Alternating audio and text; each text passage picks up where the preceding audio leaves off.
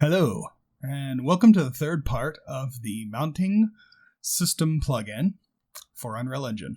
In this video, we're going to be going over making a very basic interaction system so that you can walk up to the horse, interact with it, and then mount it, and then subsequently dismount it.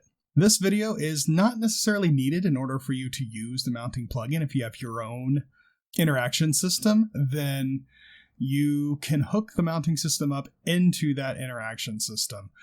If you're not too sure how to do that, well, you can go ahead and watch this and figure out the functions that you need to call. But it's pretty darn simple. So now let's get started. Okay, so now we're going to set up our basic interaction system. This is not going to be too complicated, but it will provide a pretty decent basic framework on how to set up more expansive or more complicated interaction systems. We're going to start by going to the player controller because this is where I set up almost all of my interaction systems. You create two new graphs. One is for input and one is for remote procedure calls, or RPCs. I like to use these different graphs just because it keeps my code and my blueprints fairly organized. I know exactly where the input functions are and where the RPC functions are. So now we're going to create a new variable. This is going to be our hit pawn actor. You could also name this hit interactable actor, but for this demonstration, it's going to be a pawn and it's going to be our hit pawn. We're going to create some functions. Interaction. Nope. It's going to be on interaction pressed. This is going to be what our E button triggers. Then we're going to add interact. This is the actual function that says, hey, interact with this. We're going to add a dismount function. And finally, a trace for horse. No, trace for interactable. Be a little generic there. Okay, so the first thing we're going to do is we're going to set up our trace for interactable function. The purpose of this function is to do a line trace within the world along our look direction and find ourselves an interactable actor, and in this case, our horse. So open up interfaces, mounting, and interfaces. And the unified control, grab the is mounted. Create a branch, connect the two. And basically we're going to use this as our gate so that if we are currently mounted, we're not going to be looking for more interactable actors or more mounted actors. You can have custom logic to change this if you want, but for our demonstration purposes, we are not going to perform this trace while mounted. So we want to get our character pawn now, and we want to make sure that that's valid. This should always be valid, but we're going to make sure just in case. Weird things happen as you're shutting down, as I talked about earlier. All right, so now that's done. If our character pawn is valid, now we're going to perform our trace. So we're going to do trace by channel. Line trace by channel. And for now, we're actually going to change it to camera because the way our pawns, UE4's pawns are initially set up using the collision is a little wonky when it comes to tracing. So for now, we're going to try camera and see how that goes. Okay, so now what we're going to do is we're going to get the actor's location. And then we need the control rotation.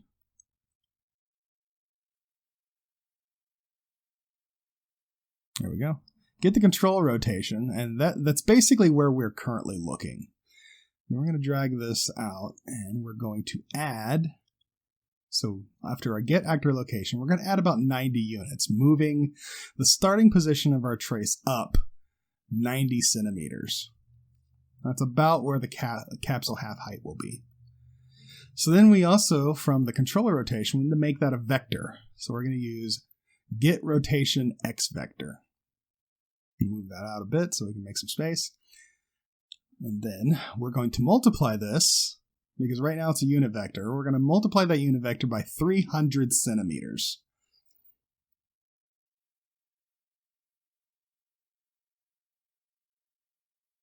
So the 90 is our starting point.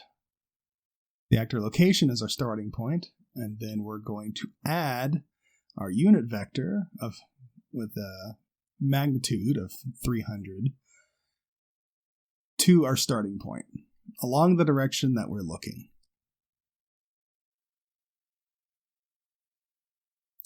So now we're going to branch on whether or not we hit something. And let's break out our hit result. And the main thing we're going to be looking for is our hit actor. And so we grab our hit actor and we're going to use our interface is mounted under the mountable pawn interface. So if we hit something, we're going to run it through this interface. If this interface returns true, we're going to continue on with what we needed to do. Make a branch, connect that up. I like to keep my nodes in order, so we're going to do that. And then we're going to cast it to pawn for now. Connect that to true. So if we have hit something and it is a mountable pawn, then let's cast it to pawn.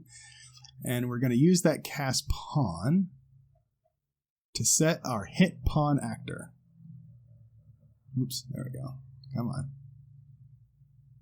Connect that in. All right. So now we have our hit pawn actor set as the thing that we have hit with our trace. And if the cast fails, that means we haven't hit anything useful, so we're just going to set our hit pawn to null. We're going backwards. If this branch fails, if it's not a mountable pawn, we're also going to just set it to null. And if we didn't hit anything at all, we're just going to pass right through and set it to null. So we're going to come back to the is valid check in the branch.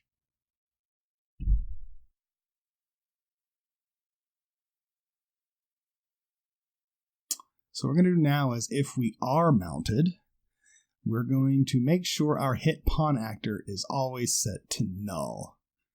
So we're going to convert this to a validated get. Connect this line. So if it's valid, we're going to set this to null.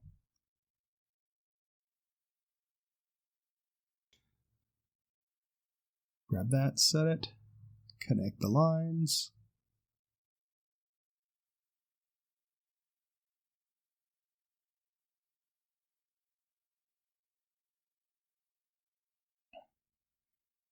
So after setting, we're going to just pipe that on over to our main line, our main false line, and return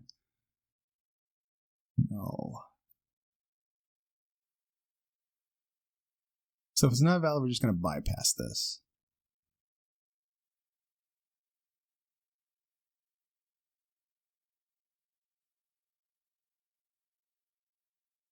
We're going to connect the is valid check, not valid down here, which will pipe this on through to the end. I like to keep my lines kind of clean, so I'm going to see if I can tweak these to be presentable. I kind of like that. Let's move these back. And then move these back into place. All right, that looks fairly decent.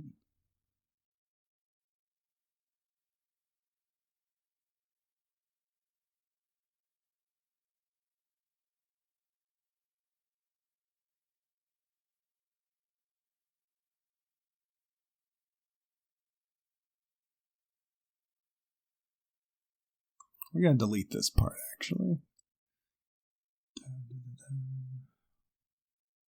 Okay, so we're going to add return points. I'm going to call this found mountable pawn. Should probably be more like found interactable, but we'll do found mountable pawn for now. Connect those in. If this is, we found one. And then if this one is, we did not find one. I'm going to set up one more here at the bottom, just a quick bailout. So set that to false, return false, and we should be good. Compile and save. One quick thing, we're going to hook up the trace for interactable straight into the tick. So every tick we're going to be performing this trace. You can put in some custom logic to do it only on the server or only on the client. Client's usually where you want it, but that's beyond the scope of this quick tutorial. Okay, so now we're going to set up our input events and implement our interaction chain. First thing you do is go to input, right click and type E key so that we can most easily find the E key pressed. And with this, we're going to go ahead and grab on interaction pressed and just connect those two functions together. So inside on interaction pressed, this is where we're going to actually implement our interaction event chain. Let's begin by grabbing the isMounted for this particular demonstration. We are going to mount a horse when we are not mounted and dismount when we are mounted. So grab the hit pawn and we're going to convert this to a validated get. That way, if we don't have a pawn from our trace, then we will not be doing anything. If we have a pawn from our trace, then we're going to be interacting with it if we are not mounted. You're going to pull that out. And then we're going to set up our interaction function now. So in here on the interact, I just double clicked on that. We're going to add a new input and it's going to be interactable actor. Actor, not actor. I'm going to change that to an actor type. Because our interaction interface only uses actors, we need to adhere to that as well.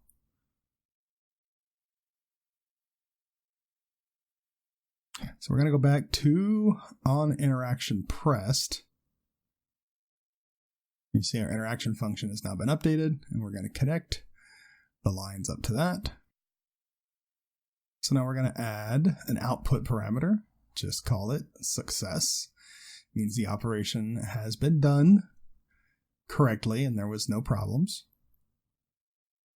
Connect those up and success.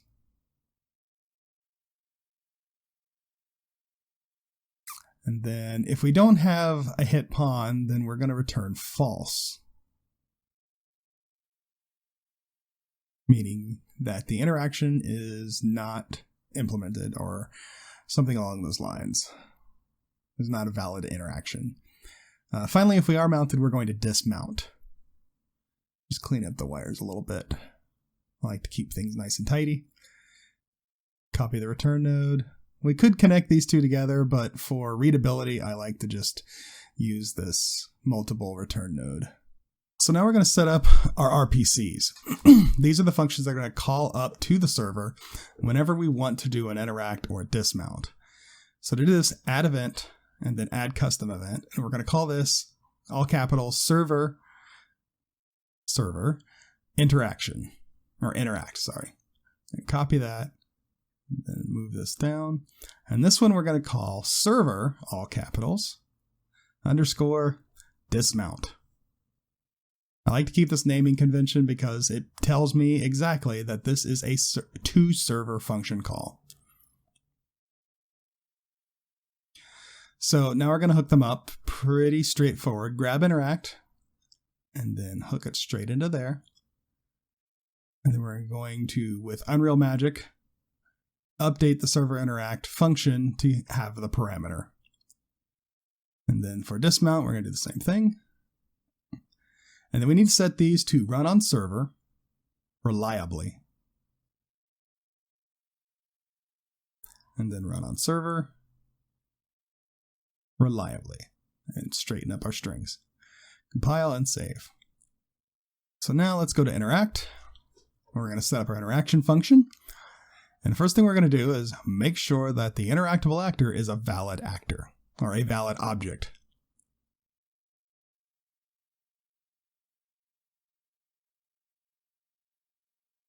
Then we're going to check if we have the authority, if we're on the server or the client. So the interactable actor, which should be our horse that we're interacting with, we're going to call the interaction interface interact function, say that 5 times fast, on the horse itself, and we're going to be passing in the controller as the instigating actor. Now this should be happening only on the server. We're going to connect that authority and hook it up there. Let's clean up our strings, make them look nice. So now we've already set up our RPCs. If we are not on the authority, if we are on the client or the remote, we're going to use the server interact function here. Here we go. Let's just do this. There we go. Simple and clean. Control and save.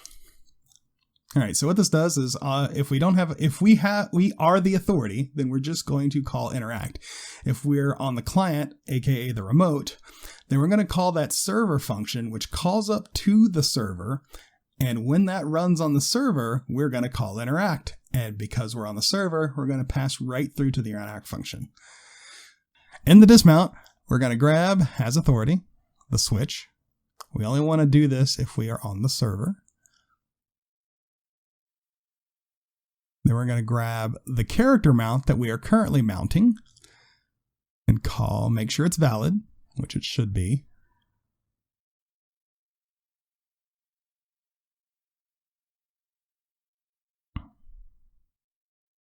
Then we're going to call perform dismount pawn from the server's interface function.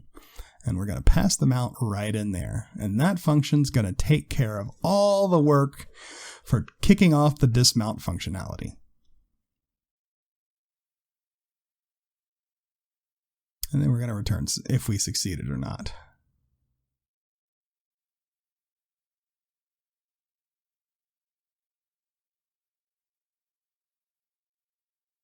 Compile and save.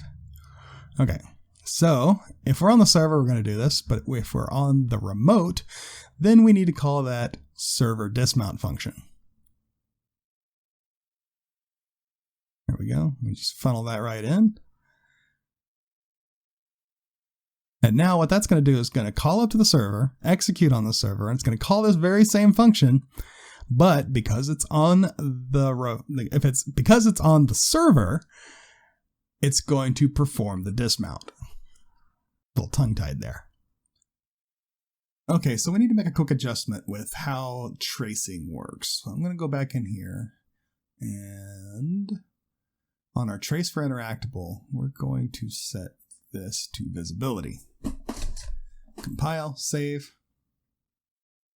And then we need to set up the collision to properly handle the trace. So we're going to go to project settings, and then under collision, we're going to change some presets.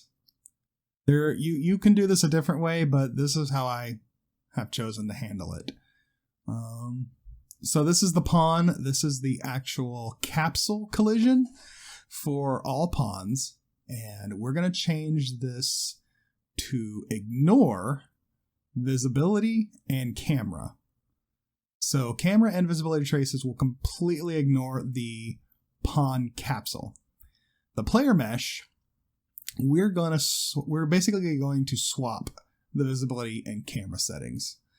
So now for visibility trace, the character mesh will be collision, but for camera chase, it will not be. Okay, so now we're going to go back to the player controller, and in the trace for interactable, we're going to actually set our character to be an actor to ignore. So we're going to take the array, make an array, and then we're going to go grab the function get character pawn. This way, when we're performing the trace, the actual pawn does not get hit by the trace itself. Now we're going to set up the interaction functionality of the horse. This is called from the player controller whenever it encounters an interactable actor. We're going to expand the mounting interfaces and then go to interact. And what we're going to do is we're going to grab the can mount pawn function from the mountable pawn interface. And this is going to serve as our test to see if there are any available seats or if there's any checks that need to be done in order to mount the pawn first. So if everything's fine, we're going to call get character pawn from the instigating actor, which is our controller. Clean up our nodes here. And then we're then going to make sure that the get character pawn is a valid object, because it could be null. If we didn't do everything right, it will be null. But we've done everything right, so it should not be null. Now we're going to get perform mount pawn. We're going to feed that into perform mount pawn of the horse itself. It's the same function that is implemented. Implemented in the unified controller pawn. This function right here. Right here. You can see they're the same. This is the function that we're going to be called. It's just going to pass that right on through to perform mount pawn. Then we're going to clean up our nodes because I like my nodes tidy.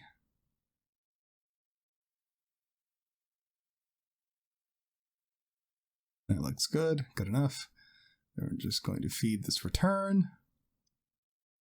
Now we need to handle all the events that would return false. So our character is invalid. We don't have a valid writer. Or for some reason, we cannot mount this pawn. Maybe all the seats are filled.